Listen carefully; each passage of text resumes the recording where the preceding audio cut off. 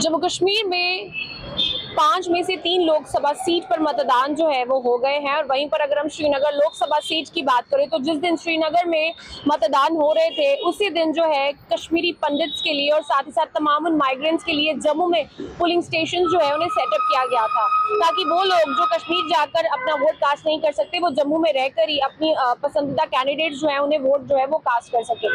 इससे बातचीत करने के लिए इस टाइम मेरे साथ मौजूद है राकेश कोलजी, जो कि कश्मीरी पंडित कम्युनिटी को रिप्रेजेंट करते हैं, खुद एक कश्मीरी पंडित है। इनसे जानते हैं। सर, आपसे जानना चाहेंगे कि जिस तरीके से कश्मीरी पंडित ने जम्मू में ही रहकर जो है वोट दिया है, तो इस बार कश्मीरी पंडित जो कम्युनिटी है उनका रुझान किस पार्टी की तरफ है और इस बार कश्मीरी पंडित कम्युनिटी ने क्या सोचकर जो है इस इलेक्शन में वोट कास्ट किए हैं? धन्यवाद आपका कि मौका दिया है। सबसे पहले धन्यवाद हम करते गवर्नमेंट का जिन्होंने एम फार्म को एबॉलिश किया है। एम फार्म की वजह से हमारी जो वोटिंग नहीं होती थी, क्योंकि वो एक बड़ी लंबी प्रक्रिया हुआ करती थी, उसको ख़त्म कर दिया।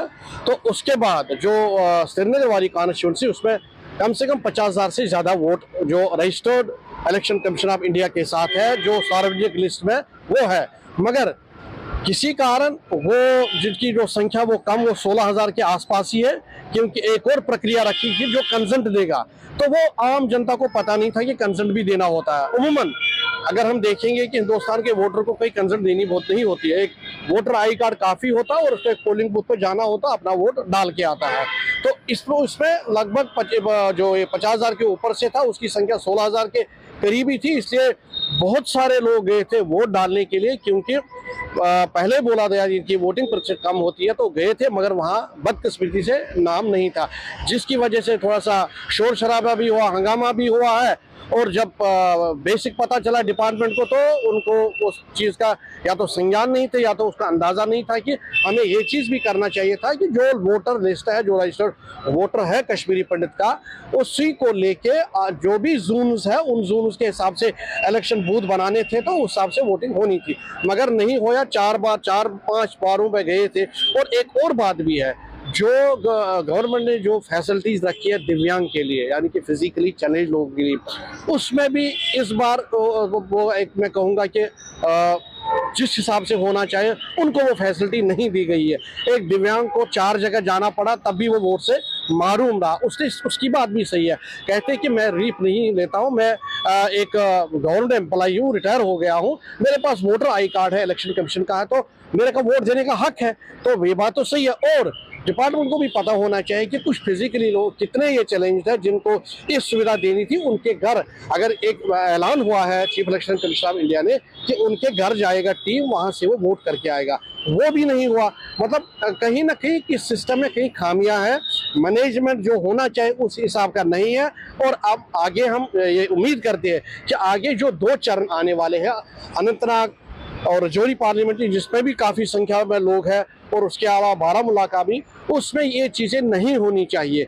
जो ये इस बार में देखा जाएगा कि लड़ाइयाँ भी हुई, थोड़ा कहीं हाथापाई पे मौका भी आया, वो लोगों के साथ हुआ, क्योंकि वो जानता जिसको इस तपती धूप में निकलना पड़ता फिर वोट डालने के लिए, उसके बाद वो 4 जगह जाता है, 4 जगह भी नहीं उसको मौका मिलता है, तो अमूमन उसमें वो जो भी बंदा हो या जो भी कुछ वो वोटर हो उसको गुस्सा दे, तो स्वाभाविक है। तो कश्मीरी पंडित कम्युनिटी की अगर हम बात करें तो जब 2014 के इलेक्शंस हुए, उसके बाद 2019 के इलेक्शन हुए, मैनिफेस्टो में जो है हमेशा अपने कैंपेनिंग के दौरान यही कहा गया कि घर वापसी जो है कश्मीरी पंडित्स की करवाई जाएगी। 2014 में भी यही कहा गया और 2019 में भी कहा गया। तो आपको क्या लगता है कि ये महज जो है वोट बटोरने के लिए पॉलिटिक्स जो है की जा रही है? नहीं, अगर आपने 2024 का मैनिफेस्टो हर पार्टी का देखा, वहाँ ये नाम मिसिंग है।